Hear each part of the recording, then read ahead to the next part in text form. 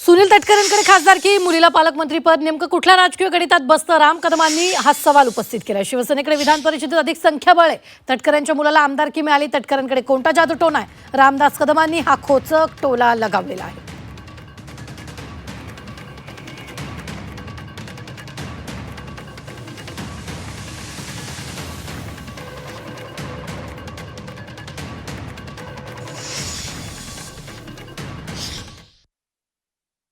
ज्येष्ठ आहेत. हे मला वाटतं 3 वेळा निवडून आलेले आहेत. हे विधानसभेमध्ये गटनेता म्हणून त्यांनी काम केलंय. त्यांचं वय देखील 55 वर्ष 60 वर्ष आहे. असं असताना त्यांची सिनियरिटी बाजूला ठेवून तटकरेंच्या मुलीला पालकमंत्रीपद कालपण दिलं होतं. कालपर्यंत तटकरेंचे सगळे लाड होत होते.